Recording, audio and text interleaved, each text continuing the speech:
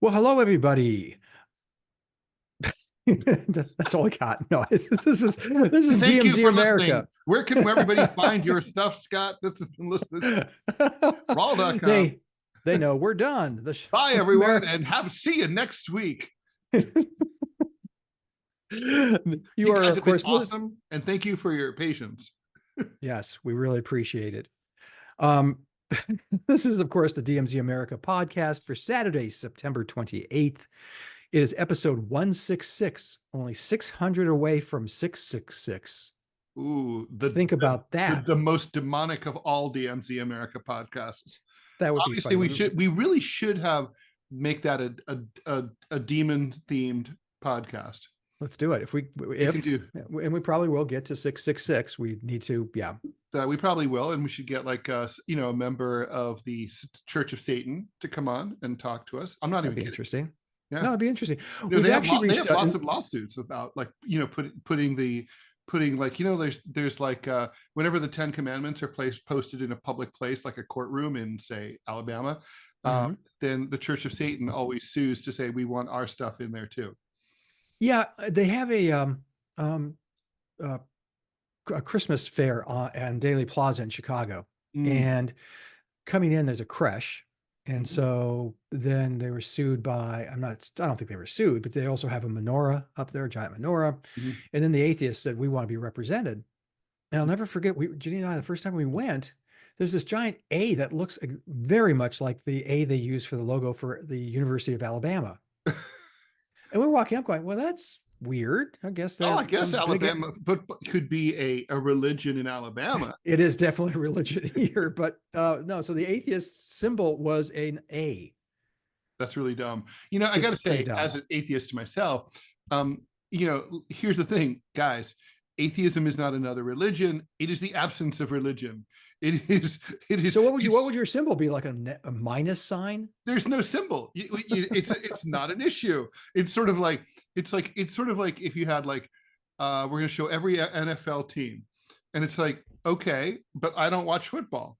So, well, I want to be included in the conversation. No, I'm not part of the conversation. It's sort of like with LGBTQIA plus. At one point, I caught some shit from the asexual community because I was making fun of asexuals as a political movement, which they are, and I was like, but you guys aren't part of the conversation. The point of being asexual is that you don't have sex. You are not sexually attracted to anyone. You don't have sex drive. By the way, congratulations. This frees you up to write a lot of novels, right? So basically, it's like you are, so it's like you're not part of it. It's like I'm not part of the NFL community. It's like, and similarly, atheists are not part of, a religion off to see. Like if the Zoroastrians want to come on and say, hey, we have the fucking coolest sounding monotheistic religion and we want to be represented. It's like, and what do they put? They put their dead on the pyres of the Towers of Silence. Towers of Silence. I love that. It's so cool. Yeah. But it is a religion. Yeah. Atheism is not, you're right. It's the first monotheistic religion. Zoroastrian. Although they had a dualism, which is the theology has a dualism that the God and the devil have equal power, equal presence on the earth. Well, that's just like in Catholicism, right? There's the Holy Trinity, right? So, except this has the devil and God versus the Father, Son, Holy Spirit. Right. Which, by the way, as a Catholic, I still have one God and three entities. You realize the first 150 years of the church, they had to tap dance as hard as they could to make that make sense to anybody. And it's still there's one God, but you have Father, Son, and Holy Spirit.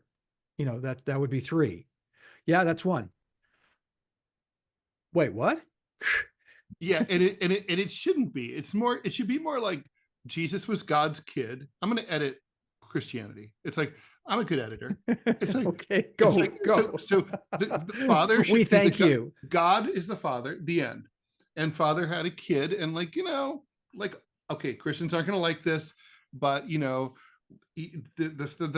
son of the founder of the gig is never quite as accomplished as as the main guy. So there's the kid, and then this Holy Spirit thing you can just edit out because no one knows what it is, and it doesn't matter. So we could get down to dualism right away, because really nobody knows what the Holy Spirit's like made up. It's all there is a thing that they do believe themselves. The Christian church believes itself to be monotheistic. Right. But obviously this discussion, right, as you well know, has been a topic of considerable controversy, and people have been killed over it. Yes, I will not kill you over it. Oh, thank you. I promise. Well, again, I don't have a role. I don't have a dog in this fight. So, well, someone's here to thank you, Ted. Thank you for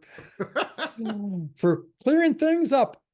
Well, I'm a better pope for that. Look, he looks just like Eugene Debs. Oh my. And they're both socialists. So, hello, Pope Francis. It's Eugene Debs. Eugene, my friend, how have you been? But I am not in heaven or in hell because I'm a socialist. We were just showing statues of Eugene Debs and Pope Francis. Why we have those statues on our desks, that's another podcast. Well, we each have our religions. Speaking of religion, yes, which never causes any violence or problem.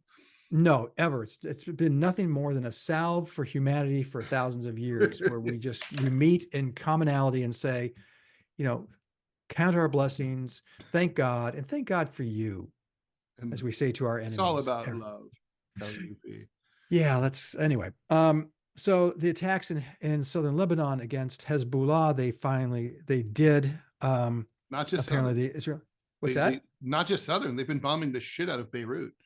Yeah, well, that's where this killing wasn't the leader of Hezbollah, whose name Ted, help me. Is Nasrallah. Nasrallah was killed. He's been the leader of Hezbollah for over 30 years. Apparently, in his company was also a senior Iran Guard official. So now you really literally have, because Iran, or was that the United States who killed an Iranian general in Iraq? That was the Israelis. So yeah, they're going about killing leadership. Now, this is a big question, and we're going to dive right in, Ted. And I'm at a loss at how to say this, but when did leaders become sacrosanct and off limits? You can go and kill all the little people you want, but my God, don't kill the leader. Well, I don't know who's saying it's sacrosanct. Well, that always is. Isn't that always the the take that, oh my, and look at the coverage that the leader of Hezbollah is getting, his untimely demise is getting today, because they didn't blast away at some foot soldiers, well, they did take out like an entire neighborhood to get him, right? They killed like hundreds and hundreds of people. They obliterated this giant building that Hezbollah was in, and all the buildings all around it that were, residences and schools and stuff like that. So they took out, who knows how many. We know at least 300 people are dead. It's more than that. They definitely took out the little guys too. But you get my point. Well, so this is what their names are not in the headlines on Drudge this morning. So this is a decapitation strike, right? That's what this is an attempt to do. It's not like leaders haven't been targeted. There's an unverified story going around that the Iranians have been trying to assassinate Trump and Biden. That would certainly be crossing that line. There's there in the opening days of the Iraq War, Bush repeatedly tried to find Saddam Hussein and kill him. There have been, the U.S. did assist in the killing of Muammar Gaddafi in Libya. So, it's not. It's certainly not unprecedented for a leader to be targeted by a foreign country. One of the planes on 9/11 was supposedly either going to the Capitol or the White House, depending on who you believe, and the president could have been in either one of those buildings and killed. So, I guess the question is it it's provocative, right? If you, oh gosh, yeah. It's all provocative. It's war, but the thing is, if so the question is, like, is the question here, is Hezbollah going to be, now they're really going to be angry? I suspect not. I don't think this has, Really? this is not going to elicit an emotional reaction. I mean, first of all, it's not going to make any difference. This is not the regime of Adolf Hitler, where things fell apart 8 days after he blew his brains out. Did he? No, after he took the cyanide pills. Then shot himself. And then shot himself. So, It was nothing if not thorough. well, it's, you know, it's good to be thorough, German. But the point is that, like, if Saddam Hussein had been killed, in an extremely totalitarian, authoritarian dictatorship like that, the system is likely to fall apart from the top completely with the leader gone. But that, with a cult of personality, Nasrallah didn't have a cult of personality. He was popular and he was very powerful, but I guarantee you they have a number 2, 3, 4, 5, 6, 7, 8 who have already stepped into his shoes. This will not have any practical impact on reducing their ability to fight Israel. I mean, it's just not. They're going to say, I mean, are they going to they're going to make him into a martyr for the cause? It's going to show that, look at us, even our top leadership paid the ultimate price to fight the Israelis. It's going to be powerful.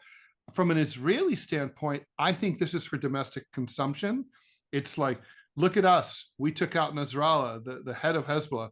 It has absolutely no beneficial effect whatsoever from a war or propaganda standpoint at all. It's not going to make any difference. I agree and disagree. I think, first off, that Nasrallah has been in power for over 30 years and been the face of Hezbollah, clearly, ran it, did the contacts. I mean, he was the guy who ran it. But you touch on a point that all the other terrorist organizations, and ISIS and others that we've looked at and we've heard about, when we off their leadership, there's always another one to take their place, that they're very well organized that way. It's an interesting construct and not one you would have expected, but certainly it's totally one you would expect, because these are all, these organizations, okay, just like, take away whatever you think about them being terrorists or not terrorists. The point is, these are underground organizations, although Hezbollah was effectively sort of the government of Lebanon, right? There's no, like, for example, there's no prime minister, right, in Lebanon. It's almost a failed state. And Hezbollah basically is the government. But if you look at anything like, seriously, the French Resistance, Al-Qaeda, ISIS, all these organizations were structured exactly the same way. At the lower levels, each operative is recruited by one person, and then that person's expected to recruit 2 more. If that person is caught, they can only give up the 3 people that they have ever met. Those people know, if you disappear, that those 3 people are to disappear as well quickly, because the authorities are probably, you assume that they're talking under torture, they're going to come for them. So any operation that's related to them, 2, 3, 4, 5 levels up or down the chain, is canceled, put on hold, maybe doesn't happen anymore. You always have, like, let's say you're killed, one of the 2 people you recruited steps into your shoes, they take up your duties and all your assignments. So that's how these work. I mean, it's like all resistance and liberation organizations, underground guerrilla operations, Castro, when he was in the mountains of Cuba, all those, they all worked like that. It's a very old, I mean, it's asymmetric warfare. It's the only way that you can really function when you are outgunned. And I mean, look, Hezbollah is pretty well armed, but they're not the IDF. They don't have an air force. They don't have a seat at the United Nations. They don't have military allies like the United States. I mean, they're on their own. So they have to act like a guerrilla army in order to hold their own. So what happens next? I mean, this seems like, do they start because Hezbollah is far better armed than Hamas. No question. And so they can launch, and they could launch drones, aimed at Netanyahu. And they will. Yes. So, I mean, look, so the big question this week was, will Israel launch a ground invasion? They've called up 2 battalions of reservists. All the signals are clear that a ground invasion is imminent, and that Israel at least plans to create a buffer zone inside of southern Lebanon, as they've done in the past, to try to reduce access to northern Israel from Hezbollah rocket fire. Is the ground invasion imminent? Yes, I think it's literally starting this weekend, like as we're talking. But we'll see that. But what is clear is that we are now fully engaged in a hot war. The regardless of the pros and cons, what the Nasrallah killing is, it's an event that Hezbollah can't afford to let pass. The Israelis have boxed them in the same way that the Israelis have boxed in the Iranians by, knocking off, the guy from Hezbollah who was there to visit and staying in the guest house in Tehran. They can't let that pass. It would be too humiliating. So the Israelis are like pushing these buttons, jamming them down, presumably fully aware that they're like, bring it, we want to fight you, and they know that, like, they have to. So they're going to meet by the bike racks at 3 o'clock after school. I mean, it's on, and I think it's going to be there's going to be a protracted war. Hezbollah has fought Israel before in 2006 in Lebanon, and they had the home turf advantage. They had also the sympathy of all the locals, right? Or at least the tacit, like, close their eyes and look the other way when things were going on, right? Che Guevara said in his book on guerrilla warfare that the guerrilla is a fish that swims in the oceans of the people. And what that means is, like, a guerrilla fighter can knock on a normal person's door, not knowing whether they're loyal or not to the cause, and ask to be taken in, and probably they will be, and hidden.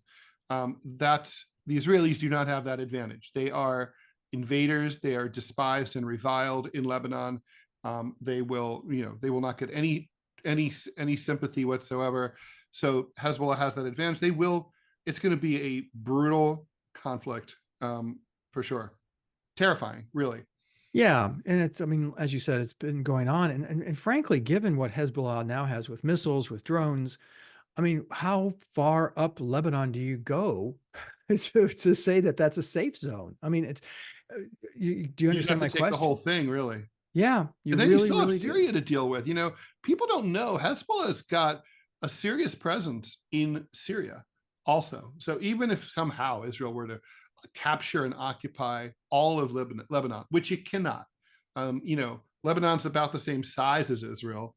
It would just be like a minnow eating a whale. It's just not possible. Well, this is how ignorant I am, because American.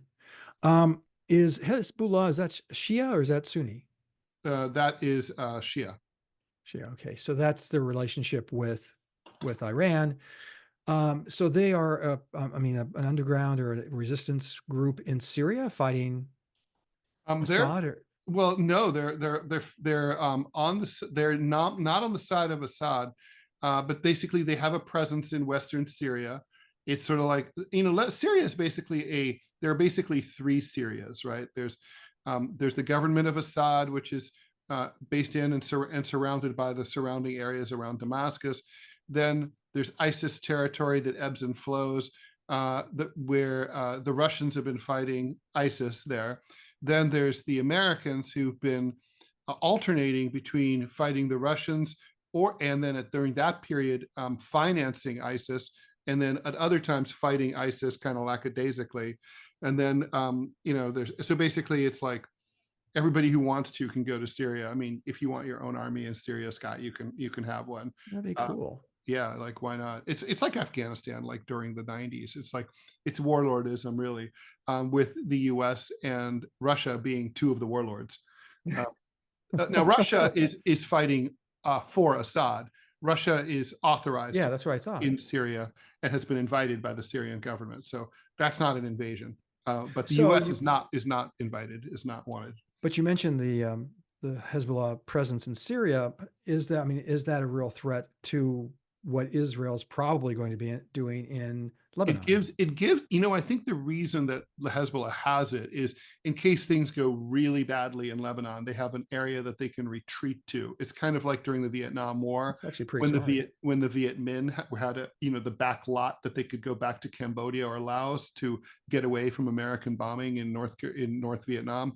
This is analogous to that. They can get out of Lebanon and pull their fighters back if it's a plan B.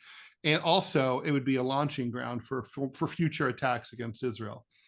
So basically Hezbollah is not going anywhere. And of course, obviously, this war will only, it's a recruiting operation for Hezbollah. It will make Hezbollah far more popular than they ever have been. But because that's what always happens in these situations. I'm thinking, okay, let's go to the political and the practical here and mention that, you've had this guy for 30 years living the life in Lebanon, directing attacks on Israel. And Israel just said, okay, enough's enough. Enough of this bullshit. We're going to take everyone out. I mean, that seems to be the model now. It's certainly what's going on in Gaza with Hamas. I think they're going after Hezbollah and just saying, okay, we're done. Well, we can't really, I mean, maybe that's their mentality. That's entirely possible. That's what they're thinking. But I mean, of course, that's not a reflection of reality. I mean, it's not like, it's not like Israel has been minding their business for the last, 10, 20, 30, 40 years and hasn't been bothering anyone. And then, unprovoked, unbidden, Hamas attacked them on October 7th, or unprovoked, unbidden, Hezbollah has been firing rockets from Lebanon into northern Israel. I mean, none of that is true. I mean, this has been an ongoing conflict for a long time. I mean, if we could take any of these actions, but like to keep it high level and simple, everything that Hamas, Hezbollah, and these other groups do, Islamic Jihad, does to Israel, they believe is in retaliation for stuff that Israel has done. So it's, oh no, I'm not. It's a lot of tit for tat. Yeah, it has been tit for tat, but I'm just saying Israel's now going, okay, we're done. We're going to wipe out the tits. But I don't think we're just going to let the tats survive. So here's a question, and I don't know because I'm not Israeli, I'm not even Jewish. I don't understand the mentality when you're at, I mean, rule number one, if you've read Sun Tzu, you've read Machiavelli, it's like you must always respect your enemy, and you must always be able to see things from your enemy's point of view in order to prevail. And I don't get any sense at all that the IDF or the Israeli government has, understands the mentality of the people that they're fighting. I can see that. They don't get where they're coming from. It may be why this seems so never ending. But I think too, you look at World War II, we didn't bother to try to understand the Japanese. We just bombed the hell out of them, invaded nor the they us. Yeah. Worked our way towards the mainland and then dropped two big ones and the war was over. In this instance, I mean, it really does feel to me that, will they be successful?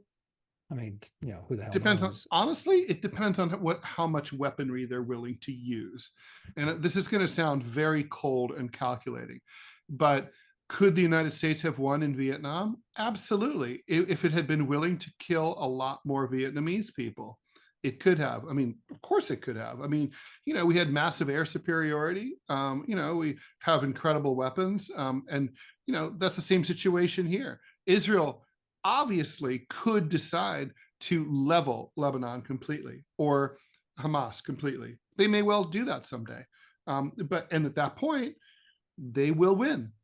We were willing to kill enough Japanese people. You alluded to the two big ones, and there's the fire bombings of Tokyo and stuff like that. We were willing to kill a fucked shit ton of Japanese people in order to win that war. If you're willing to kill enough people and you have the superior force, you'll win. I mean, it's really that simple. The question is, can you survive? Will your international reputation at the UN survive that operation? If you're Israel, will your seat at the UN or your recognition as a nation state survive? Will your ability to continue to get weapons from future American administrations survive? I mean, you have to decide, and you have to decide If not, can you make do without them? Those are calculi that the Israelis are going to have to make. Well, and looking over at Ukraine and the war there, I mean, it just seems like, and again, That's another cold, example. calculated. It just seems, Russia yeah, could kill enough Ukrainians to capture Kiev. Of course it could. yeah, but it just seems to be this weird little lob a missile here, have a little attack there, and and I know it sounds cold and calculating, but that's what war is.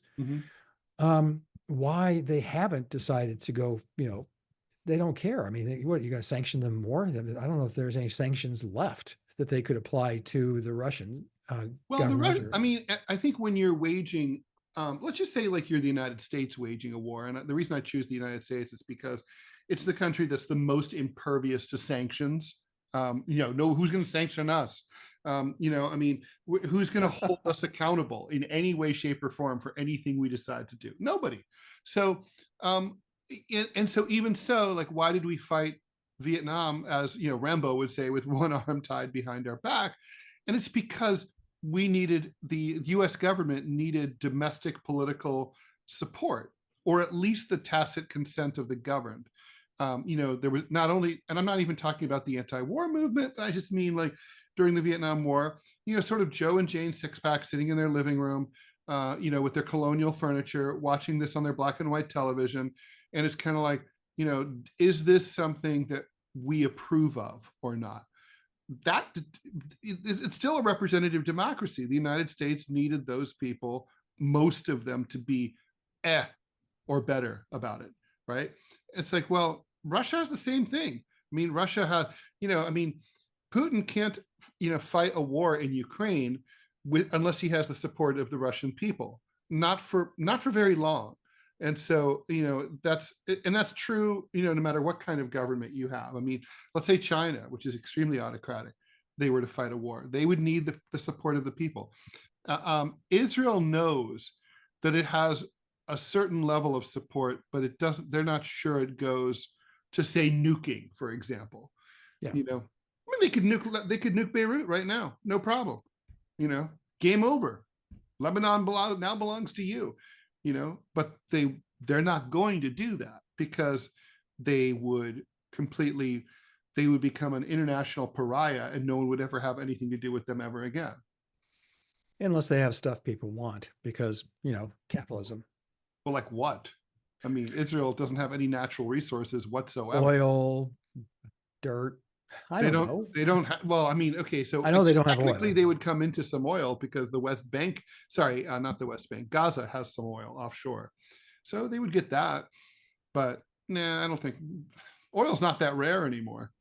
It's like, especially now with climate change, there's a lot of new oil coming online in the Arctic under what used to be frozen all year long. So I don't know. Well, I think the Israelis, that's why this isn't, I think, it's a process, it's kind of like when a kid is growing up and they figure out how much or like, let's say you get a new puppy or a kitten and they're trying to see how much they can get away with. They're constantly testing. That's what the combatants in a war are doing. How the combatant that has, these are very asymmetric wars. I mean, Israel can win militarily if they want. So why would they not? And it's like, well, because, and then of course there's the aftermath. What do you do with it once you have it? Yeah. Yeah.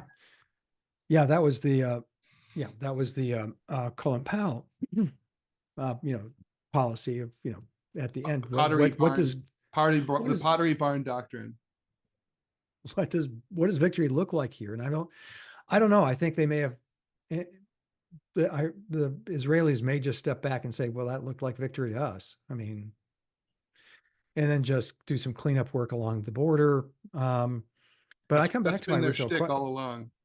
Yeah, but it hasn't been effective. And so this is something different, isn't it? I mean, this is something that Israel hasn't done in the past, and that's go after the leaders. I mean, put a bullseyes on their back and go and try to take them out. And this ratchets things up another level. And like I say, will you see attacks on Netanyahu? Will you see attacks on American presidents? Well, American citizens seem to be doing pretty good on that. Again, like let's just say, like for the sake of argument, that Hezbollah assassinated Netanyahu. Okay, I mean, they're not okay. That would be a very, very difficult operation to pull off. And what does it accomplish? Nothing. I mean, it's not like Israel stops fighting. It's not like the Israelis are like, oh well, Netanyahu is dead, so now we're the war. Let's not quit picking on the poor Palestinians. I Nothing wonder if it happened. also, I think it, I also, we probably need to wrap this up, but I also wonder if getting rid of um, Nasrallah and because the leadership behind him, sure they have a leadership structure, but it's not anywhere near as charismatic or as smart as this guy was, and that does break down the organization and make to the advantage of Israel. The same holds true for if they get rid of Netanyahu. The thinking is the conservatives in Israel don't have anyone who has his level of cachet for however he got it with the Israeli people. The person coming up doesn't have the charm, or you could say any number of reasons you could look at the leadership structure and say, yeah, we wiped this guy out. The guys underneath him are not nearly the charismatic leader that this guy How do you was. know that? I mean, there might be some like awesome, like very charismatic younger guys. I mean, look, Nasrallah was 64 years old. He wasn't going to live forever. I mean, 64 years old in the Middle East is pretty old. They had to know that, you know, they knew this day would come. I mean, this comes as no surprise. Um, and I mean, look, I take your point. It's possible. It definitely introduces a level of uncertainty. We don't know what comes next. Um, but I don't think this is going to be like, Hezbollah is going to say, well, now you've done it. I mean, they are going to Really, have a big, really. they're going to have a big, they're going to have, I mean, they're not pleased, but it's not like, I mean, I think they look at this as these are people who've been leading a confrontation with Israel that dates back to 1948.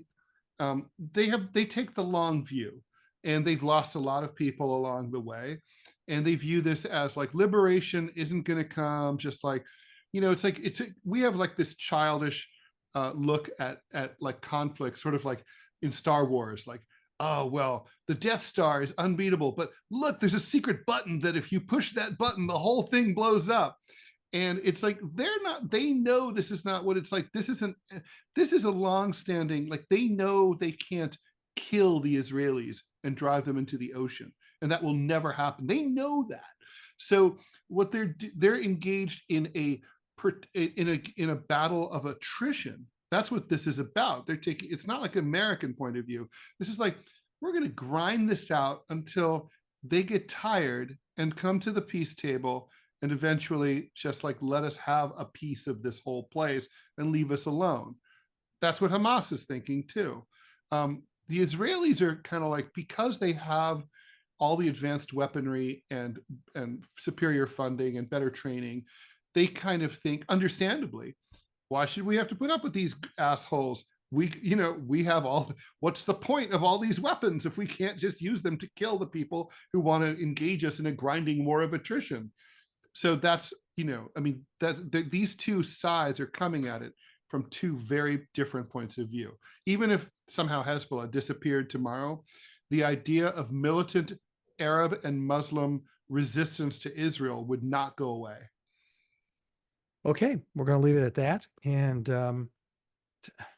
it just breaks my heart. I'll be honest with you. I mean, it's just, war is stupid. You miss Nasrallah?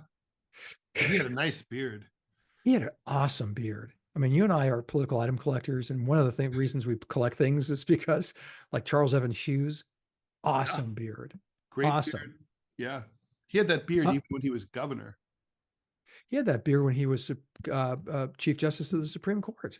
Yeah, that's a mighty beard. So I think, yeah, well, I mean,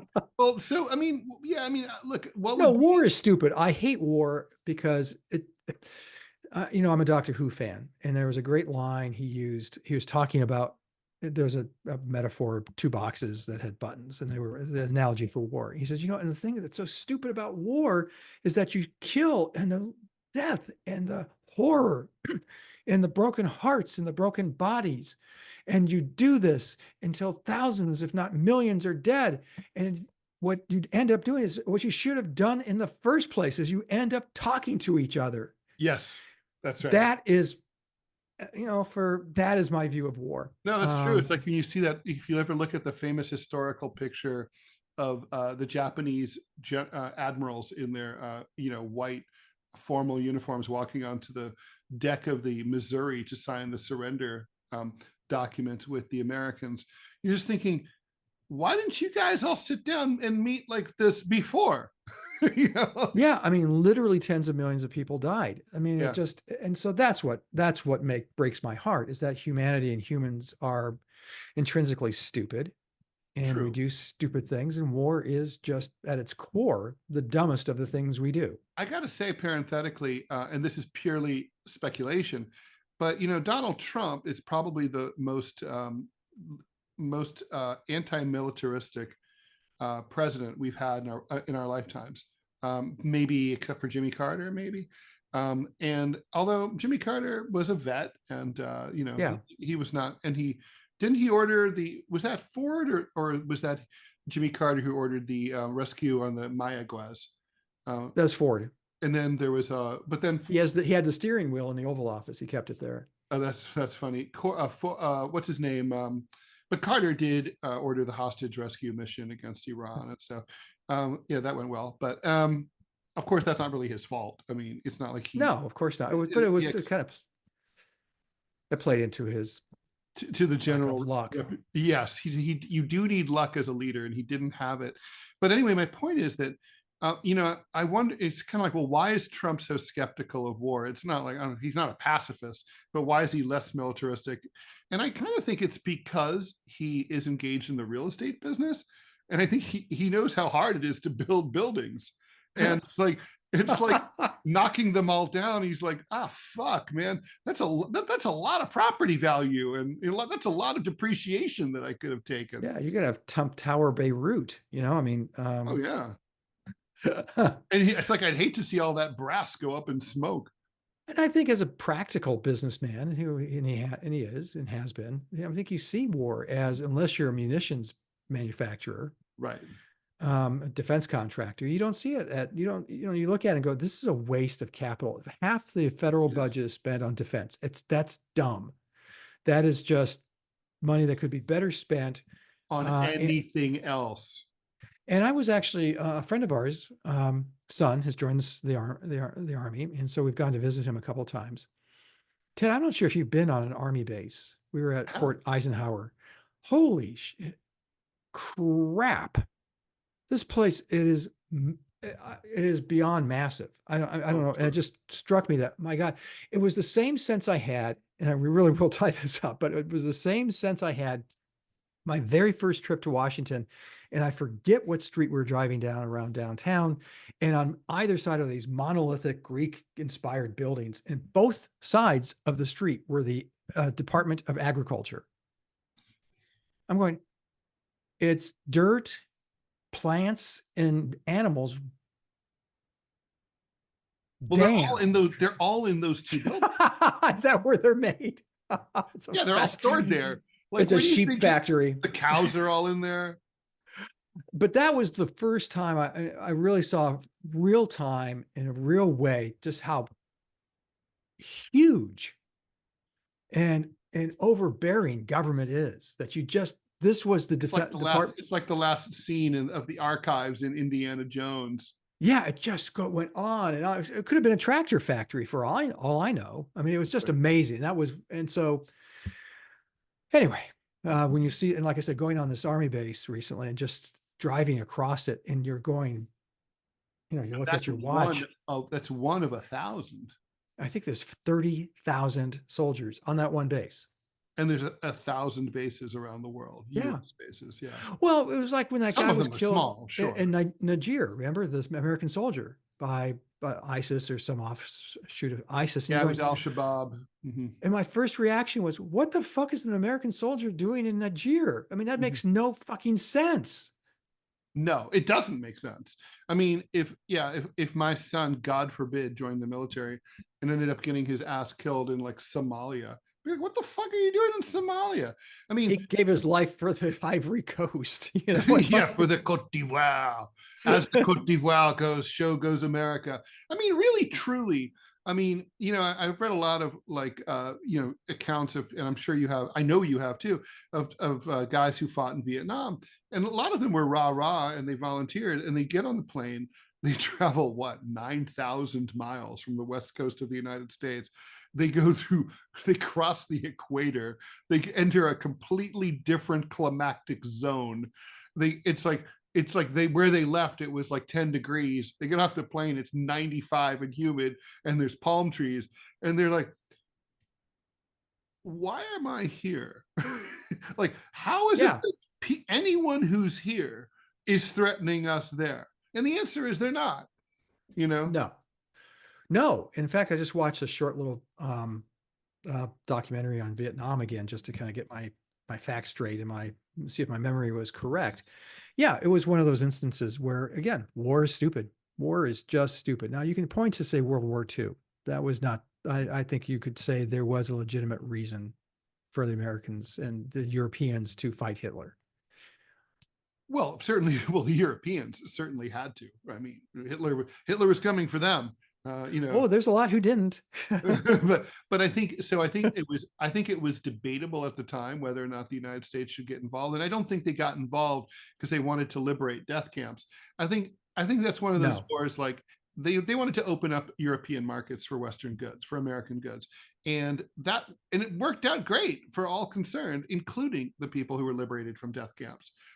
But it's a good war, not necessarily started with the best of intentions, but it worked out well in the end.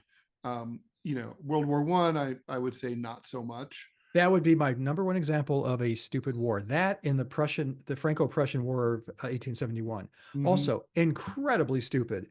You insulted our king. Well, you insulted our king. Well, I don't know the fucking king. You can insult him all you want.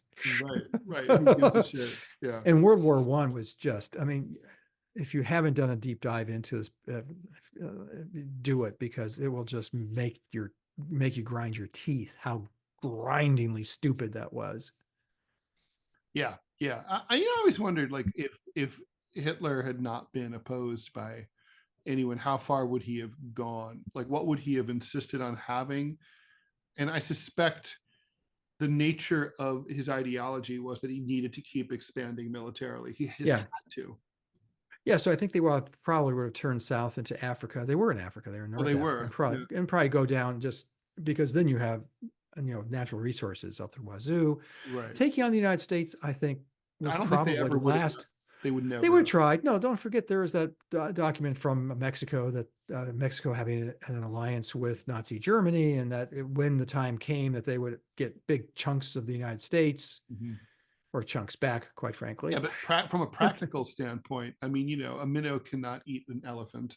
I mean, Germany was a country that I don't know. I think it had like 40 or 50 million people. How the fuck is that country going to occupy, all of Europe, all the populated parts of the Soviet Union, all of North Africa, and then take over like the U.S.? Like, I don't think so. No, I think they would have had, like, for instance, okay, well, this is another conversation, but I'm just thinking, if Hitler wanted Russia. Yeah, He really had Western Russia in particular. He didn't need to go to Vladivostok. No, but he would have.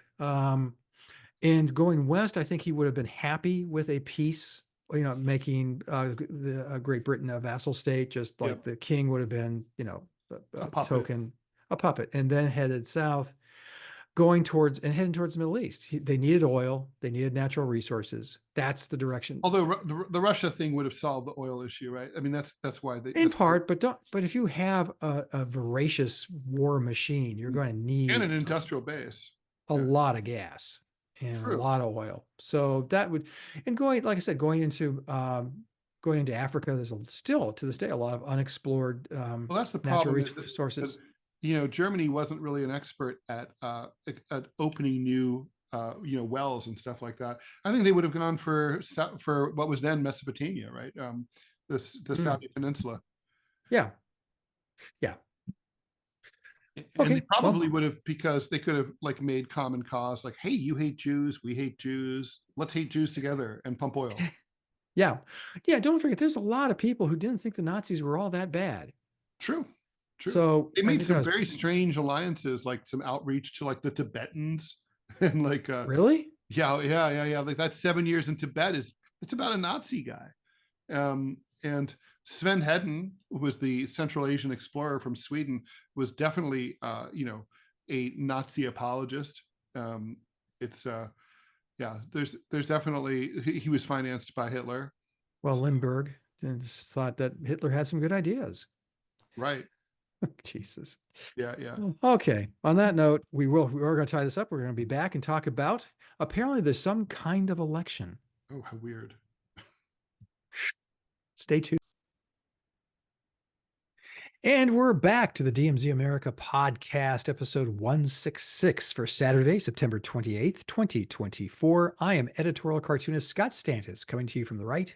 And I'm editorial cartoonist Ted Rall, coming to you from the left. I don't think we did the introduction at the beginning of that. We didn't. No, I just as it was coming out of my mouth, I don't think we neither of us introduced ourselves. Well, they So if know. you're I listening, mean, if you have to ask who the fuck we are, like, where have you even been living? true Really? that. True. Yeah. True. So campaign 2024 rages on. I mean, it's got to be. I mean, I can remember back in the day, Ted. I think it was 2 months ago, when it was going to be just these two old guys that had run for office before, and Yes. it was going to be really boring and really stupid. And now it's well, it's still stupid, but it's not as boring. We Yes. have the vice presidential debate coming up this Tuesday. We can talk about what we expect from that, if Mhm. anything. And also, Kamala Harris gives a very friendly interview to MSNBC, and your take on it was a little different than mine. Mhm. You thought it was a catastrophe. I thought it was just mediocre. Mhm. Um, I mean, she. If you've been watching her stump speeches, though, Kamala Harris is doing even better giving these speeches. And you could say, yeah, it's she's just reading a teleprompter, but that takes a certain level of Reading. talent to read it well and read it convincingly and exude some level of charm, which she's doing. I mean, I think she's doing a great job out there. The polls, God knows, but the polls are showing that there is some movement in her direction, and in all the polls.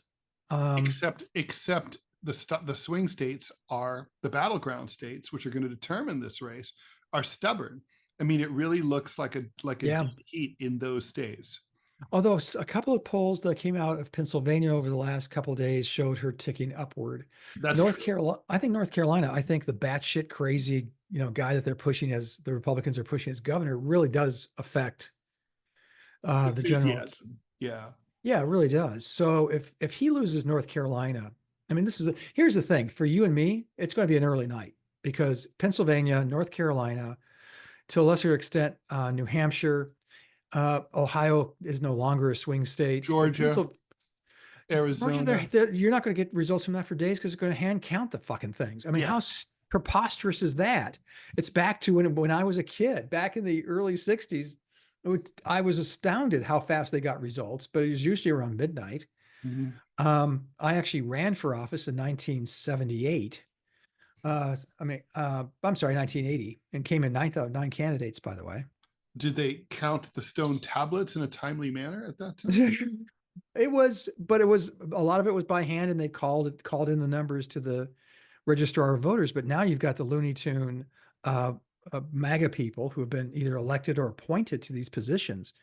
It's going to be a rough night, man. It's going to be just a rough night because it's not going to be a blowout. I don't know that Harris is going to win by a lot. I still predict that she'll win, but it's not going to be by a lot. Oh no, And well, that's for sure. Certainly not in the electoral college vote. It won't be by a lot. no, like I said, if she gets Pennsylvania, then I think you see other, then I think she probably Pennsylvania is wins pretty by. key. I think North Carolina is really key. If those two states go to her, I'd say it's her. She's won. Oh yeah, if they both fall that night. I mean, that's what I meant by you and I have an early night, Yeah, because like the we'll know states, where this is all the going. states are in the Eastern time zone. Yeah, Um, that's true. and it'll also give you an indication of enthusiasm and turnout across the country. So Look, this is pure, this is, apropos of nothing. It's not scientific, but I did drive across Pennsylvania through some very rural areas across the entire length of northern Pennsylvania a couple weeks ago. And man, it's Trump country. No question about it. It just is. yeah, that's what I saw when we Jenny and I did this massive car trip up to Wisconsin, over to Pennsylvania, to Pittsburgh, and then to DC, and then back here to Birmingham. And like you, I mean, I told you that when I was on the trip. I said, Ted, you won't. I mean, Jesus, it is Trump country. They still have And what's that's weird is part of the around. problem too. Like I think in 2020 with the refusal to accept the outcome, the reason that ridiculousness flew with so many Republicans in large part was, you could, if you lived somewhere like northern Pennsylvania, all of your friends have giant Trump flags. You don't know anyone who's voted for Biden. Of course, it's not hard to be like, oh, they must have cheated, because nobody voted Exactly. for Biden. Well, that was his take. I mean, that was And Trump's take. Democrats say the same Did, thing, by the did way. you In see the 2016, rallies? Hillary Did you had the see, same take in 2016, where it was kind of like, and it worked. She never accepted the results of the 2016 campaign election. She was an election denialist, and she claimed the Russians gave it to Trump. I mean, come on, give me a break. And like the thing is that she was, a lot of people I knew were like, she must be right. It must be Russia, because I don't know anyone here in the Upper West Side of Manhattan who who voted for Trump. And I'm like, I'm sure you don't, Yeah, that's exactly right. And Trump's take was, remember, I was like, we had the biggest rallies. They were big. They were beautiful. How there's no way you have those bigger rallies where and lose the election. Let me, like Mr. Trump, let me introduce you to my friend Bernie Sanders. He had very big rallies. His people Yeah, didn't show up to vote for him. no, they didn't. And I think that's what that's the nightmare for Kamala, is that they don't, they're You not going know, to show up. you and I, we like our third parties. So Yes. let me lay a stat on you that you're going to find interesting. Michigan, very key battleground state for the Democrats. The Muslim vote could be decisive, even though it's just 1 or 2% of the population. Muslims are voting 40% for Jill Stein. 40%? Why? 40%. Gaza. That makes sense. Yeah, well, she's the anti-war candidate. Her and Cornel West. Well, and I mean, Chase Oliver. and Chase Oliver. Libertarians are traditionally and historically isolationists. Right. That's one of their positive qualities. Oh my God, Ted, have you ever mentioned isolationism, and like in so that Social could actually comment on it? I was this. always wondering, like, when people say like, oh, like, and they were isolationists in the 1930s. I'm like, what's wrong with that? It never Nothing. No, we could have. So in my comic strip Prickly City, I mentioned being isolationism, and just leave the, we got enough problems here. Let's spend the money here. Let's do the things here. And Here. oh my God, the comments on Go Comics, because you can't Where have you're political. still allowed to have comments. Yes, because mine's a comic strip, which they don't read. It's so funny. Ted, they had a thing. Can I diss on Go Comics for just a Please. second? For those of you who don't are listening, don't know what we're talking about, just go to gocomics.com. And they send out these newsletters, and they're just these lame, like, here's 20 cartoons, comic strips about barbecuing. So, but they had one where it was like, this month is all about pickles. Here's 30 cartoons about talking animals. Oof. Not one Prickly City. Oh my God. It's like, I've been doing it for, we just celebrated 20 years of the comic strip. There's nothing but talking animals in it. Yes. Well, that's not true. There's a which tells you that the geniuses at Go Comics do not read my comic strip. That's probably true. Yeah. Well, that's like, there's right in the Berkshires, there's a Mad Magazine exhibit. And like, I was upset that I had to read about it in the New York Times. I mean, it's like, I should have a piece or two in there. I was in Mad Magazine for 15 years, every issue, How long, how many? Pardon? How long were you in it? 15 years. I didn't know it was that long. 2 comic strips an issue.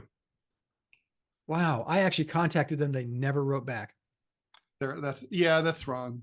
But that's not surprising. I mean, everybody's rude nowadays. Nobody writes back. I know it makes me crazy. I mean, it's just like, oh, so and so applied for a job, never heard back. At the very least, even in our profession years ago, when in the newspaper business and you knew the newspaper had a cartoonist on staff, you just sent something you expected and you got a note saying, "Dear Mr. Rall, we got your with interest. Unfortunately, we have Scott Stantis. He sucks. We all know it. He knows it. His wife knows it. His children know it. We had to buy him a cat so his cat would know it." Yeah, precisely. But he's for some reason he's still here. You got some kind of response, but nowadays it's okay not to respond to a query. That's totally normal. And this dovetails I wrote to AOC a bunch of times asking her if she wanted to be the subject of, one of my very popular New York Times best-selling graphic novel biographies. Never heard back. I assume nobody reads they don't read it. They just don't read their emails. They don't even hire interns to do it. You think? Well, I really seriously think they just don't care. I mean, they just don't. Well, Ted and I have been trying to get third-party candidates. We'd love to have Trump and or Harris on, but let's get real for a moment. And we've reached out to the Libertarians, we've reached out to Jill Stein, we've reached out to Cornel West, we reached out to RFK. None of them responded until recently. Except RFK put me on his mailing list begging for cash. Is that right? Yeah. Oh, good God. And so did Kamala, by the way. But we did get a response finally from Chase Oliver, the Libertarian candidate for president, and we are going to have him on the show hopefully in the next few weeks. Looking forward to that. Really looking forward to it. And I'm hopeful that will kind of break down the barriers, whatever they seem to be, to us having third parties. Because really, who else out there is talking about third party candidates in a positive way? Right. Every cartoonist, I mean, holy shit, how many editorial cartoonists? Oh my God, Jill Stein, she's trying to kill, she wants Donald Trump elected. She goes, no, she wants the American people to have a choice. She wants Jill Stein to be elected. Yes. Chase Oliver, a vote for Jill Stein is not a vote for Donald Trump. It's a vote for Jill Stein. I mean, it makes as much sense. It's saying like a vote for Jill Stein is a vote for Donald Trump is as sensical as saying that a vote for Kamala Harris is a vote for Donald Trump. A vote for a candidate is a vote for a candidate, period. I mean, well, Eugene the assumption that these Democrats have is like, oh, like a person like Ted Rall would vote Democratic, but because they have the Jill Stein option, they exercise it. And it's like, no, I would not have voted for Kamala Harris. She's a warmonger, the end. So like, I would have just not voted. So it does not make any difference. No, and we've talked on this podcast and on your radio show several times about third parties and the importance of them and why we wish there was a whole hell of a lot more of them. And that they were more vibrant. Yeah. And they try to be, but how, when you have the entire system, the weight and might of the American system weighed against you. Yeah. And you do. I mean, when I tell people the institutional barriers to a third party, I mean, they're amazed. I mean, and when you know what they are, I mean, they're worse all the time. They're always worse. Yes. Yeah. Yeah. But like, you look back, it's amazing what Ross Perot accomplished, or, Robert La Follette or Theodore Roosevelt in 1912. It is amazing. Well, and the last third party, anyone that would be considered a third party candidate was Abraham Lincoln. Mm-hmm. And I'm not sure you could, because in 56, the last third party candidate to win, you mean? To win. Yeah. To win. For the first, right? First, well, maybe that's Andrew Jackson. Maybe. Yeah, you can look at the upstart Republican Democrats became the Democratic Party. I just wish I had a choice, because you don't.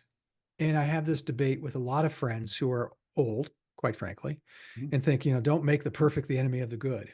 And I go, why not? Yeah, isn't that like what voting is? And besides which, and then there's also like, there's the question of like, in like my case, is Kamala Harris good? I mean, well, who the hell knows that one? I don't think, I mean, we don't know anything about her, which I guess brings us to our topic here, right? She had the big, Took a while. we don't really know much about her. You know, she granted she's been vice president, but you know, she's been even by vice presidential standards, where they're kept locked in the cabinet, she's really been kept locked in the cabinet. The Biden people did not like her or trust her and never gave her anything to do. So, you know, we don't know if that's her fault or their fault. I'm beginning to suspect that it's her fault, because now that we're starting to see her in a few unscripted moments, let me lay down some knowledge on you, as Ben Stiller, as Zoolander said, let me lay down some knowledge. It's like, I have never seen her say anything smart. Ever. Ever. Now, that's not true about most public figures. You know, so it's not like, oh, she's smart, but also she has word salad. No, it's just word salad, and that's all there is. You know, I mean, so she went on with Stephanie Rule from MSNBC last week, 21-minute interview. This was touted as the big, finally, we're going to get, you know, the number one issue for Americans, as it often is the economy. Here's what I'm going to do to fight inflation, bring manufacturing jobs back to the United States, and in general, make sure the economy kicks ass for Americans. And her, you know, build an opportunity economy for the middle class, whatever the fuck that means. So she was going to define all that. She was touted for it. She didn't do it at all. She goes on there, and it's, you know, it's just like, it's purely word salad. She's trying to run out the clock. I think Stephanie she asked great questions. They were pertinent questions. She did so in a respectful way. But she, like so many other journalists on television, did not do any follow-ups, did not insist on an answer to her questions when she didn't get them, which was every question was not answered.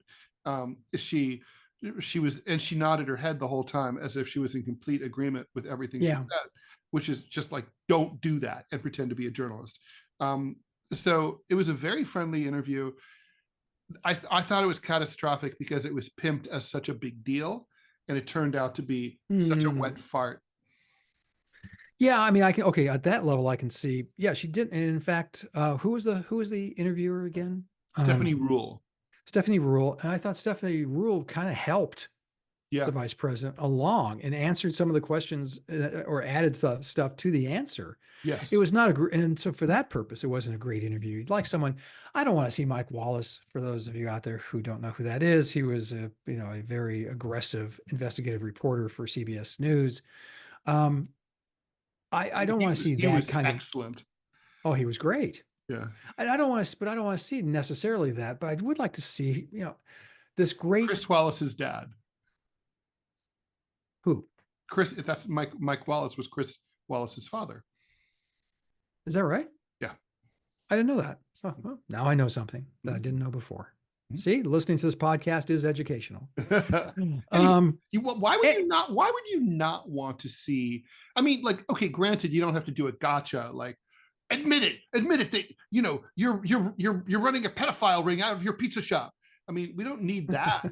But like, but what's wrong with like a Chris Matthews, like, Madam Vice President, when you say opportunity to, economy, what do you mean by that? You didn't answer that question before. Yes. Talked about that. But what do you mean by that exactly, specifically?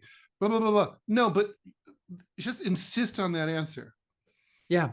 And they don't do that. And she's never really been pinned down on that. And that's, and her, the economic policy, the big reveal this week, or last week rather, it was no reveal.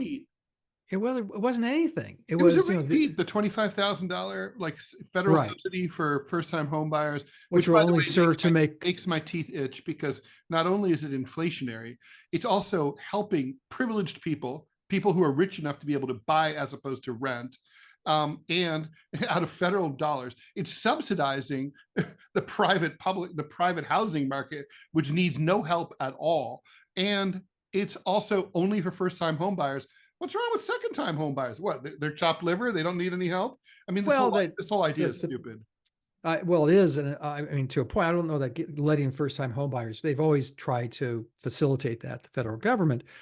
But what her thing does is also it's just $25,000, which will serve only to make houses cost $25,000 more. Yeah, it might be a little less than that because I bet what would happen is not everybody, who's a potential buyer for a house would be eligible for it because they wouldn't be a first time buyer, right? So if a fourth time buyer is looking to buy, well, they're not getting it. So you couldn't price it $25,000 higher, but it would be higher for sure, you know.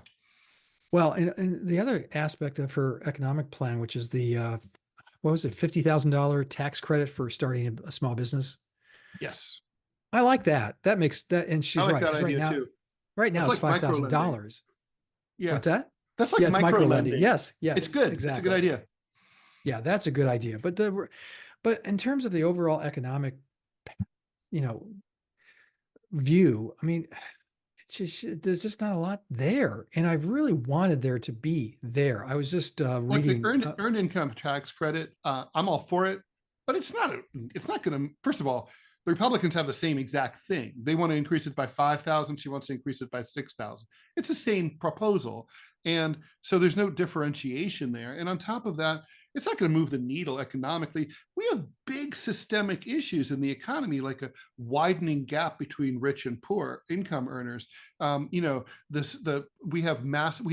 AI algorithms that are helping landlords jack up the rent with stunning efficiency.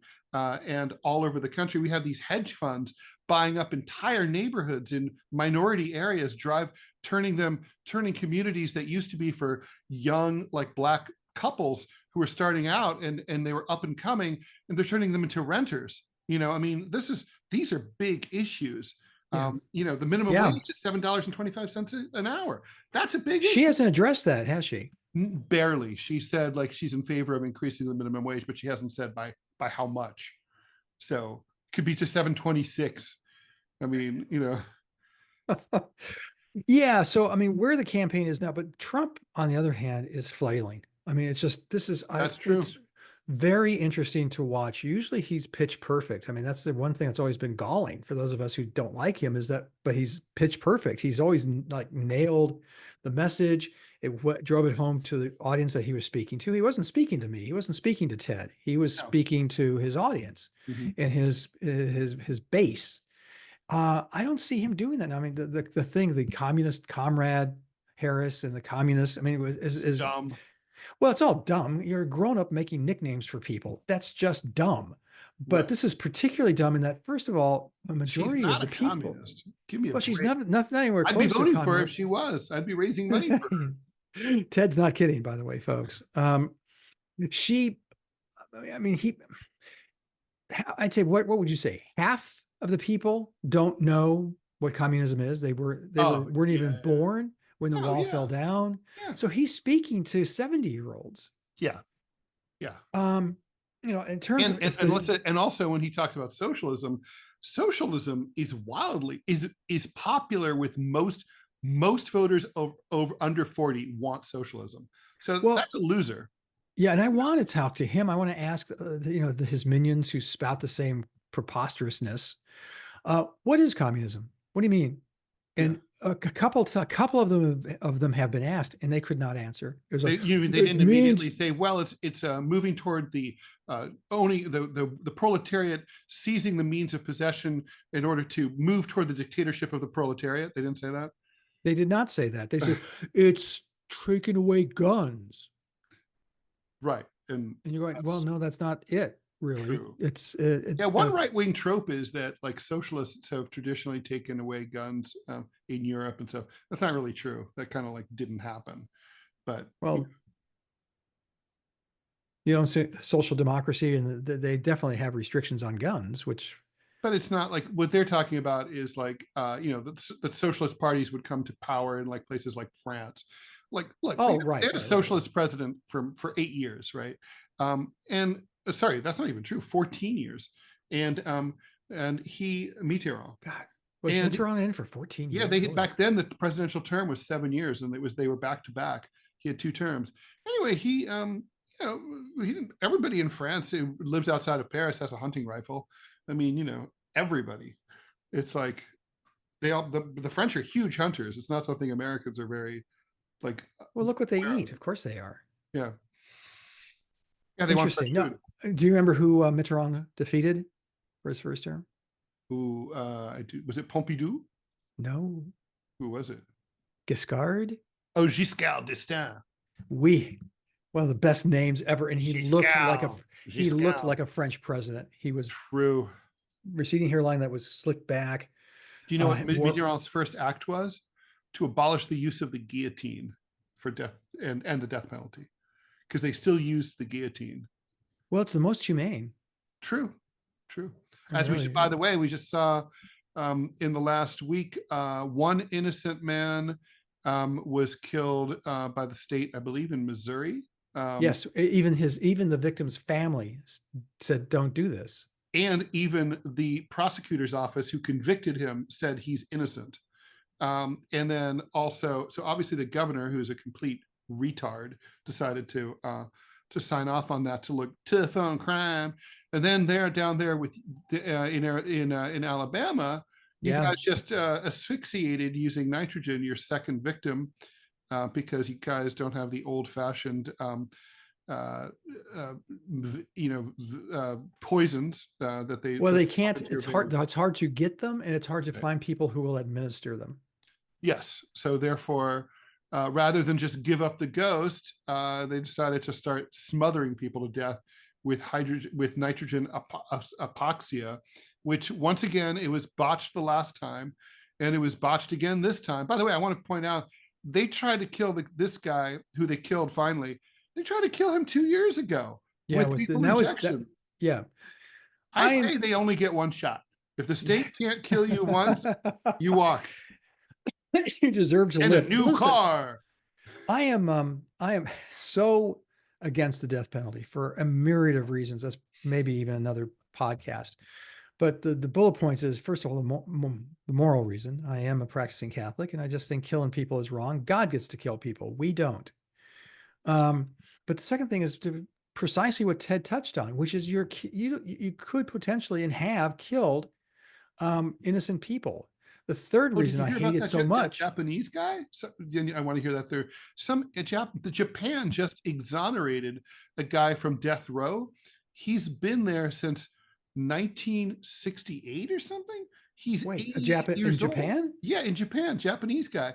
I didn't know they had the death penalty. They do. Yeah, they have a weird death penalty in that you never know when they're going to execute you. It could be like the first day after you arrive in prison. It could be like 10 years later. Well, in his case, they didn't get around to it, but it's a good thing because he didn't do it. Well, the third reason I hate the death penalty is to cede the right to a government of life and death is a terrible idea. For those of us on the right, I mean, that's why I never quite understood why conservatives love the death penalty so much. What's that? What about war? Well, I just said war is stupid. So, it's kind of, this is just as stupid, only it's worse because we tie someone down and kill them. I mean, think about this for a moment. And what's even the point of it? I mean, it's certainly not to keep society safer. They're behind bars. Okay. So it's not going anywhere. So no, it's revenge. I mean, that's one of the reasons I oppose it too. And it also serves as no deterrent. When we went through the Supreme Court had ruled in the 60s that it was cruel and unusual. I think it was 73. Okay, but it lasted until they reevaluated that decision. But we were close to 20 years. I want to say 17 years. And then I think it was 6 years or something. I think it was 6 years. I think there hadn't been a lot. I think you're right in that I don't think there had actually been any executions between 1966 and like the Gary Gilmore let's do execution in 1979 or 7. No, that's 77. Yeah, so, I remember. Giving any government entity, you're talking about, if you're a true conservative, if you're a true libertarian, you view government with great suspicion. Or if you have 2 IQ points to rub together. Well, yeah, because it's shown us that it can't function at a human, common sense and intellectual level. Why would you cede that entity the right to kill a human being? I mean, I just don't understand that at all. And they're not smart enough. They're not smart enough to pull it off. Well, and down here, like you said, it's a fixation. I mean, man, we should have just gotten a big pillow I mean, this poor guy just Yeah. because it's suffocating somebody. Or bang him in the And back of the head with a cinder block. well, if Francis is using it, bring the guillotine here to Alabama. Beat him to death with a rock. I mean, with Yeah, a we've tried that. sledgehammer. Yeah, yeah. Beheading. Beheading. Well, like I said, if France isn't using it, send the guillotine here to Alabama. Or just don't do it. I mean, Yeah, let's begin with this. I mean, let's not do it. Look, I basically my reasons overlap with yours. I think if you can prove, if you can show that one innocent man has ever been killed incorrectly, unfairly, unjustly, then the whole thing is inherently wrong, and you can show that. So, and then also the state should set the highest standard of behavior, not the lowest standard of behavior. The state should not be in the business of murdering people. And so for me, that's really it. And I agree with you also that the state has proven that it's incapable of adjudicating these matters very well. But also, I really hate something where there's no takebacks, where if new information comes to light, there's nothing you can do. That's bad. Yeah. Well, let's go back to the campaign before we wrap things up. As I mentioned, the vice presidential debate is coming up this Tuesday. And I mean, obviously we're not seers, but I mean, I am curious. Have you read a couple of articles about people? I debated Tim Walz, and I debated JD Vance, and here's what to expect. I think really, I didn't read those. What did they say? It was very interesting. Walz, apparently they were using the same language, but don't forget they interviewed people who lost to them, so that's not going to be glowing. They said about both of them that they don't answer the question, that they tend to prattle on about nonsense, some stuff not substantiated. Vance is going to talk about the cats and dogs and he's going to make up another story. If I had to guess going into it, if I was telling Walz up, you're going to have this guy. He's going to definitely play up the, gee whiz. Oh, don't you know I'm from Minnesota? Oh, don't you know? Oh, yeah. Kind of, that's what he's going to push, is this folksy bullshittery, even though he's been a 2-term governor. But he is from Minnesota. I know, but I don't like folksy stuff. I think it's, especially at that level, because it's not true. If you've been the governor for 2 terms, you're not just folks. Okay. Yeah. On the other hand, JD Vance, now here's what, I mean, he's been really not great. And part of that is, I mean, he's only gone through his first term as a U.S. Senator. Now they said, well, Barack Obama, the same thing. But Barack Obama served a number of terms in the state Senate in Illinois. He was an organizer to kind of put him in that same sphere, that same orbit. But he had electoral experience prior to running for the U.S. Senate. JD Vance does not. Not a lot, but he came to editorial board meetings. I can tell you, at the Chicago Tribune, I was told when he would show up, everyone would run, because he'd show up all the fucking time to talk about this issue or that issue. And it's just like, oh my God, that senator's here. That state senator's here again. Who wants him? Which I think is hilarious. Vance has not been impressive in any way, shape, or form. But by turns, the question is, what's going to be the special, like, witch's brew between the two of them? Like, you know what I mean? Like, and it's weird. Like, for example, we always think of the famous Quayle versus Benson debate. They were not even vinegar and water. Oil, right? They just sort of, it was kind of like, well, there's one guy there and there's another guy on the other side of the screen. These two guys, aside from both being bipedal humans, really don't have there's no common ground. There's no intersection for them to relate to. You know what I mean? Like, they just were, and I kind of feel like this is like that. These two guys, there's just like no, I mean, they're both from flyover country, sort of, but that's it. I mean, JD Vance is only sort of from Ohio. And sort of from Kentucky. What do you mean? The same way that Bush was only sort of from Texas. I mean, JD Vance spent most of his formative years. First of all, the Kentucky stuff is bullshit. He didn't live ever. He never lived in Kentucky ever. So it's like, yeah, he had like hick grandparents who raised him. Okay. And, look, having been raised by a single mom who was from France, is French culture, influential to me? Absolutely. I speak French. I love French food. I have a French passport. Am I French? No, no, je ne suis pas. I mean, I can't, I'm not French. I'm American. And it's like, he's not really from Kentucky. I mean, having gone to visit, well, I visited France, he spent his formative adult years on the East Coast and, basically hanging out with financiers, tech bros.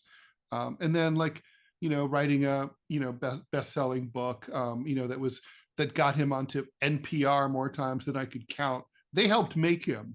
They really did. So we have he them was to the guy blame. who could speak Midwest or could speak Trump to Democrats and try to explain Trumpism.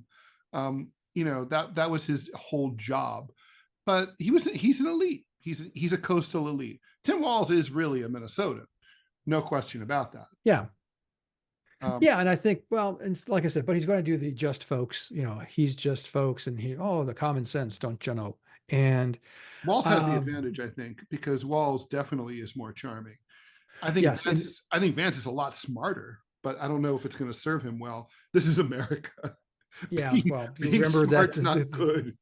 The great Adlai That's Stevenson line. Someone says, "Every thinking American will vote for you," and he shouted back to the person, "But madam, I want a majority." That's where we are. It's going to be interesting. Because I don't know much about either one of them, neither do you, neither does 99% of the United States. So it's going to be a fascinating and we don't know moment. much about Kamala. So therefore, I think this is going to be the most important vice presidential debate in memory. Do you think that Trump's ego will allow him to let JD Vance have the last word on the campaign? Effectively. Oh, you mean instead of, well, I think first of all, I think Trump needs another debate. The country needs another debate between him and she's offered. Kamala. He's like, yeah. And by the way, it's very, I'm very fair to Trump. I think that refusing a second debate is a tacit admission of defeat in the first one. And it's just like, bark, bark, bark, bark, bark, bark, yeah. bark. And that is that's not his brand. It goes, he's a branding master, and his expertise. And so he has undermined his own brand by this. Even if he goes and loses, it's better for him to go and lose than to not show up. He needs to show up. Yeah. I wonder, I mean, if I were her, I would say, hey, we need another debate. America deserves another debate. Say it's going to be it's not about you. It's not about me. Yeah. It's October 21st. Just pulling a date out of my ass. And you show up. You have your campaign, which has $1 billion, can pay for this. You rent the studio, you rent the auditorium. You have the 2 podiums. You could say, I'm going to be there or be square. I'm going to be there. How many? Oh, you could really troll him. You could rent the studio. You could set up a soundstage across the street from Trump Tower, or Mar-a-Lago. Yeah. Wouldn't that be funny if they rented the ballroom to do it? That'd be awesome. Yeah. Yeah, that's a smart move, a good trolling move. Just be here we are at the Palm Beach Hilton, just down the street from Mar-a-Lago. We're right here. We wanted to make it easy for you, because we know you're getting on in years, Donald, and waddling over to the tarmac's a little hard. Getting on your little rascal. but you can we'll come pick you up. Tim will pick you up in the Astro van and drive you over. Well, do you remember in '80 when Reagan agreed to debate Carter and Anderson? And Reagan and Anderson were the only two who showed up because Carter was playing the Rose Garden strategy, paying attention to the hostages. Obviously, that worked very well. Oh yeah, it was a brilliant move. But what I really didn't like is they didn't have an empty podium.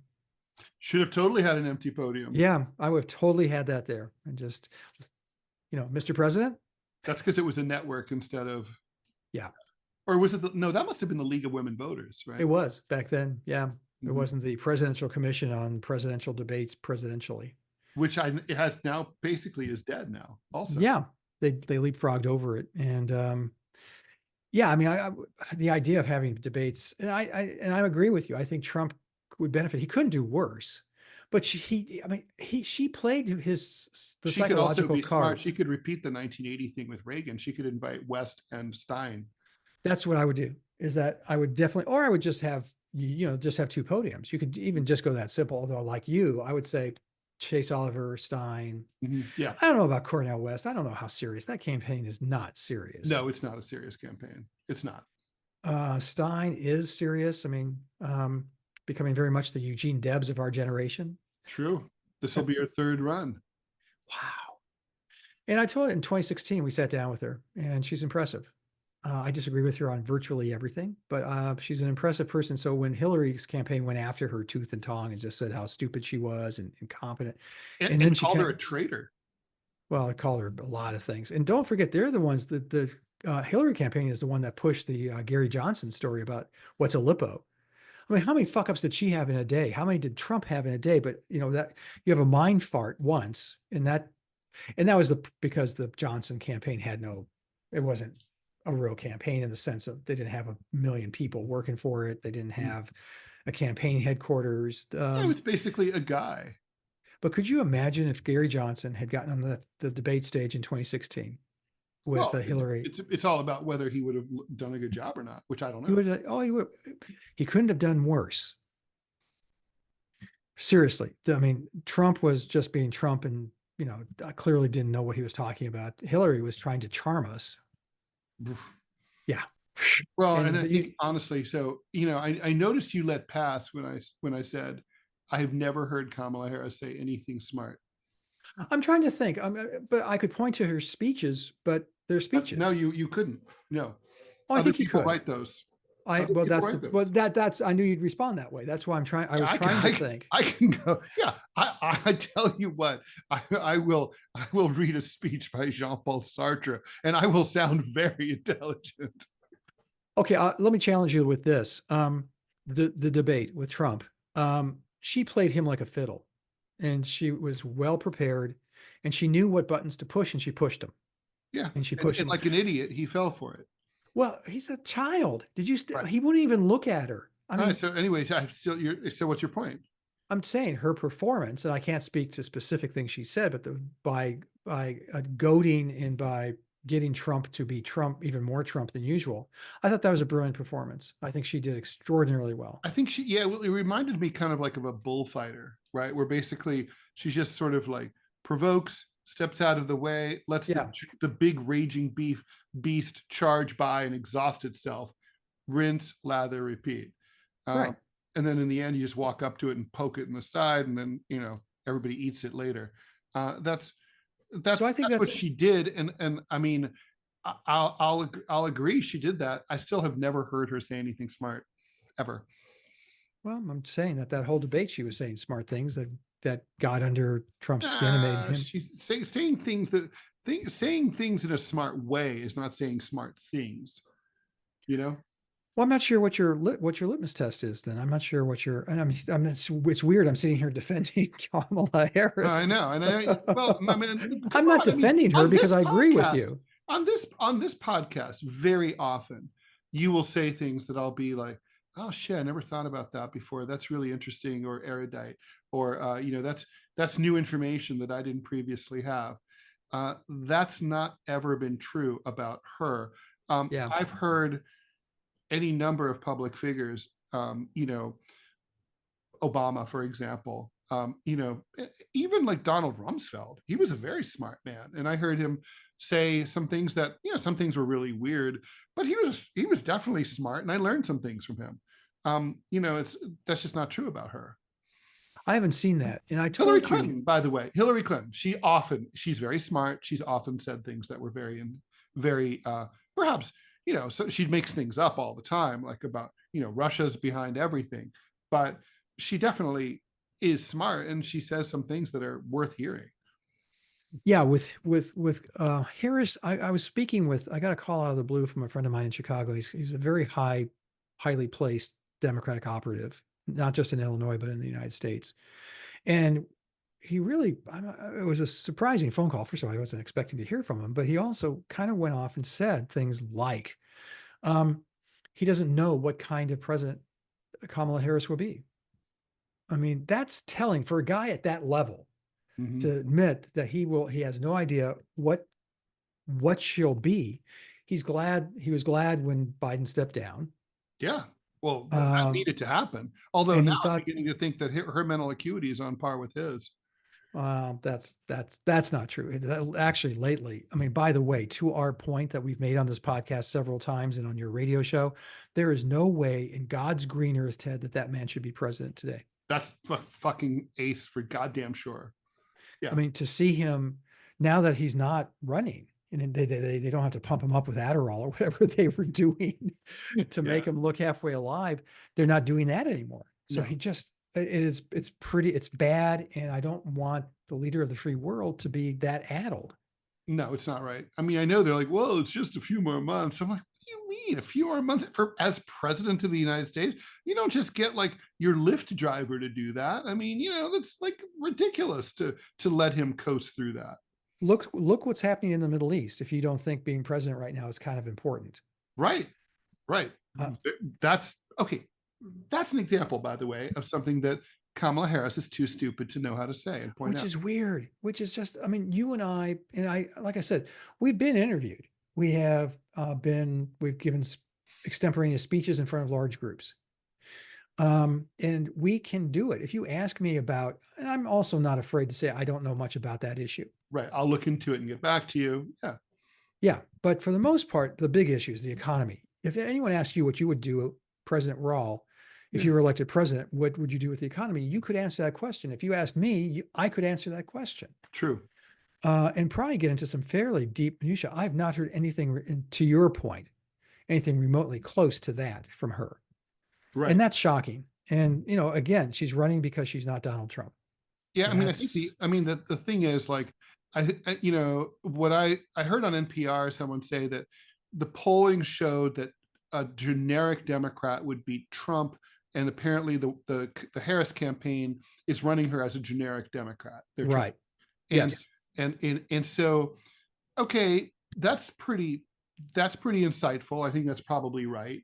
But I think in politics, there's always a downside risk to any strategy. And this one seems to have a downside risk, which is because we don't know who she is and she doesn't have a record of accomplishment. There's a big danger that some swing voters are going to tip it for Trump by basically saying, I'd rather go with the devil I know rather than the devil I don't know. Yeah, absolutely. I mean, there's a real danger here. And there's actually an example of this in the 1948 election. Thomas Dewey ran against FDR in 40 fairly aggressively and lost fairly aggressively. But it was closer. It was the closest of the three elections that FDR had. He ran again I'm sorry, he ran in 44. So in 48, he ran again, Dewey, and decided not to say anything or stand for anything. And it was, a Dewey Earl Warren from the current, at the time was the governor of California. That's a hell of a ticket. Yeah, that's a big, that's a powerful ticket. And Dewey was governor of New York and a very popular one. And had grown in politics in New York by prosecuting crime and corruption. So he had some bona fides were very strong, but his whole campaign was predicated on he's running against an extremely weak kind of incumbent in Harry Truman. The Dixiecrats broke away from the Democratic Party. And so, the Democrats were going to lose the South. And Henry Wallace ran as a progressive. So there's just no way that the Democrat could win. You don't have to say anything. In that way, you don't have to you're not tied down by policies that you've proposed and promises you've made. Unfortunately, we all know that President Dewey didn't happen. Right. No. And the reason why is he didn't say anything. Harry Truman was going around the office, going around the country and speaking to fairly large groups who were dismissed because they were all rubes who just wanted to see a sitting president. But he continually made his case and sold it to the American people and ended up winning that election. But he stood for something legendarily. Yeah. I know this is not really the campaign, but I think we'd be remiss closing out the podcast without at least name checking Eric Adams, the mayor of the city of New York, who is, I think, I think it's time to bring out Liz Truss's cabbage, and see how long he's going to last as mayor. I had predicted he would resign in the next couple of days. I'm going to stick to that. Or is he going to be like the Donald Trump of the New York City mayoralty and just decide to stick it out? The last time we had a scandal like this was Jimmy Walker in 1932. Governor FDR kicked him out, and he went on to great things and became a record company executive and signed Louis Prima. Did really? He did. But Jimmy Walker, and there's a movie and a musical named after him. So he's kind of like but the parallels are pretty amazing. I mean, they both involve taking bribes. Both of them were big clubbers, and they were clothes horses. Is Adams a clothes horse, really? Oh, he's a clothes horse. Yeah, he wears like these very clownish outfits when he goes out night clubbing. Well, to our listeners who may not be aware of this, the only way, there is no recall, there is no referendum, the city council has no power to do this. The only way you can remove the mayor of New York City is for the governor to do it. Kathy Hochul. And she might decide to do it. I mean, obviously this is not something that she would want to do, or he could resign. I mean, look, he gave one presser after when this all came out, and people were screaming at him to resign, like in front of the cameras. Oh, so I mean, well, it's New York City. That's going to keep happening. You've never liked him, and can you tell us why? Well, the stench of corruption kind of just oozed from his person from the very moment that he became. I mean, let me put it this way. It's an unseemly look in the middle of a pandemic to be going to nightclubs that have like $10,000 bottles of Cristal and VIP rooms for $50,000 entry fees that get out at 5 o'clock in the morning. These are the places he was going. So he was hanging out with basically mobsters and all sorts of corrupt foreigners and corrupt locals. That's who goes to those things. Nobody normal goes to these kinds of clubs. So he surrounded himself with cronies. He had a set of 3 brothers working for him at high positions of power, including police commissioner of the city of New York and schools chancellor. One of his other top officials was sleeping with one of the brothers. The whole thing was like, so he basically, came in and treated the city of New York disrespectfully. What we needed coming out of the pandemic, no city in the country was as affected as dramatically as New York City, which was ground zero for COVID. We had so many fucking coffins. They were stacking up in refrigerator trucks, and they had to open up the old Potter's Field at Hart's Island to build a mass grave for the indigent, right? I mean, we lost more people than anyone. And so New Yorkers were deeply traumatized. Their city was shut down. We still haven't gotten over it. When you were here, you saw the closed businesses, and so we needed someone who was going to get to work, roll up their fucking sleeves, be at your fucking desk at 5:30 in the morning every fucking day. No clubbing, no clowning, serious fucking work on the economy, the schools, the subways, all a disaster. And then the migrant crisis, which hit him hard, and it's not his fault. But again, there are ways around it.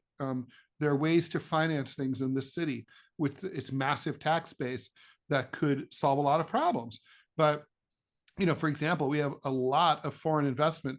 There are whole neighborhoods with massive vacancy rates because they're just warehoused apartment buildings and luxury apartments in luxury buildings that are just nobody's living there for year on end.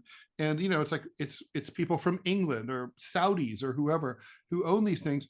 Tax the shit out of those. Who cares? They're foreigners. Like, they don't vote. Who cares? It's like, but tax the stock market. There are ways to make money, but anyway, he didn't do any of that. And there's just a sense that there's no one at the helm. and that he's been, and now we know why. It's because he's been like greasing his own palms instead of doing the people's business. So what happens next? If he resigns, there's some crackpot, very liberal. I mean, like batshit crazy. No, he's liberal. awesome. Now, Jumaane Williams would become the acting, he's the public advocate, which is weird. Why doesn't go to the president? How did that happen? But I do not know how that happened, and it is strange. But however, he's been preparing for the role ever since Adams first came into under federal fire a year and a half ago. By all accounts, he's completely prepared and very impressive. I would love for him to become the permanent mayor, but the way this works is he's acting mayor for 80 days, after which a special election is held, nonpartisan ranked choice voting, neither Democrat nor Republican, no primaries, just whoever, all comers. I don't know if it's based on ballot petitions or whatever. And then that's it. And then that person fills out the term, which expires January 2025. So, or I should say December 31st, 2025. Okay. So they would have basically about a year and a month and a half or something like that. Or they'd have about a year left on their term. So they would basically become the incumbent. That would become, and I had predicted this a while ago. I think you remember, I had said Andrew Cuomo would be the front runner, immediate front runner in such a situation, and that's already occurring. Now that's interesting. I think he'd probably do a good job. Well, again, there's the sense that like he's a prick, and New York needs a prick right now. That's how Chicago got Rahm Emanuel. He wasn't that good. He was excellent at kicking the can down the road, but not so good at like improving the city. New Yorkers kind of feel like they want someone to come and knock some heads together, like bash the cops and say, quit standing down, get out on the streets and do your fucking job, because they've been standing down now for 4 years. Wow. They're not doing their jobs at all.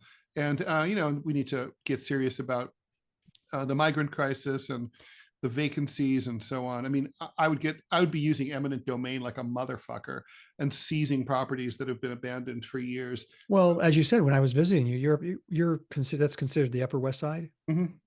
Yeah. And how many empty, not just retail spaces, but you looked up and clearly the apartments were empty. Mm-hmm. Yeah. In these buildings, you're going, how long has that been empty? And you said, well, as long as I've lived here, and you've lived there for years. So I think it's reasonable, for instance, to have a 2-year plan. If your domicile is empty for 2 years, then you have to either put somebody in it or the city takes it over. Yeah, no, I agree with that. And you can do like different things. You could say like, okay, if it's after say 3 years, the place is empty, you have to, we will take it over and you run it. But let's say it's been 10 years. We're not, we're going to own it. We're seizing it from you. You know what I mean? Like there's as you know, there's a movie theater that's been closed for about 15 years near my apartment. Now it's an eyesore. The bits and pieces of the facade, from Art Deco facade, are falling off the wall. It's covered with graffiti. There's piss and shit in front of it. Clearly, that should be seized by the city. I mean, why it's never going to be a movie theater again. Clearly. Well, I don't know. It could be. It could be, but I mean, what if the city took it over and turned it into a community theater space, or just said like, hey, this is the city theater run by the city of New York, and there'll be a local community board that chooses the movies that play there, and any profits that come in go into the city treasury. Why not?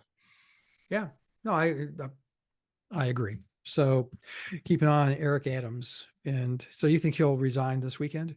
I think I was expecting him to resign yesterday. Right now, obviously, there's considerable pressure on him. I don't see how he can function, as mayor. Everywhere he appears in public, he will be screamed at relentlessly. He will not be able to get in a word edgewise. City council's already called for him to step down. I mean, he's got to go. I mean, plus he wasn't popular to begin with. So this is not a beloved scallywag. This is a guy with like a 16% approval rating before any of this happened. Yeah. So that's why I don't see any political future for him. Well, I'm sure the people in Turkey were very disappointed that their investment didn't pan out the way they'd hoped. I'm sure they are. So, Scott, where can we find all things Scott Stantisian? Go to gocomics.com / Scott Stantis, one word. See my editorial cartoons. Go to gocomics.com / Prickly City and go see my comic strip. You can also go to the Chicago Tribune, check out the opinion section, see a gallery of the work I do for them. Go to Dallas News and look at the work I do for the Dallas Morning News. Also, smirkonish.com. I draw one cartoon a week for him. So there you have it. Ted, where can we see things all Rascal Rallian? You can go to Rall.com. You can go to gocomics.com / Ted Rall. You can go to what else? whowhatwhy.org. And you can listen to the Final Countdown radio show Monday through Friday, 10 a.m. until 12 noon on and just Google Final Countdown and Ted Rall, and you'll find it probably on Rumble, but some other places too. And there's also a book for sale, if I'm not mistaken. There is, and it's called 2024 Revisited. So it's a graphic novel. I've already pimped it before, so just go Google it. You'll see what it is. And buy it. Don't just Well, Google it, but buy it and live it. Buy multiple copies, thousands Yes, of it's copies. it's a great Thanksgiving gift, great Kwanzaa gift. If you live in the Big Bend area of Florida right now, it's perfect for levees and dikes. Yes. Like, to keep out the Hurricane Helene floodwaters. All of my supporters who've bought thousands of copies of the book, they say their houses are warm and dry right now, no floodwaters. But people who don't, they're like rotting in mold, and they're all about to be eaten by gators. So why did we not buy the book? I gotcha. All right. Well, until next time, Ted, we'll see you later. Bye, guys. Thanks for listening.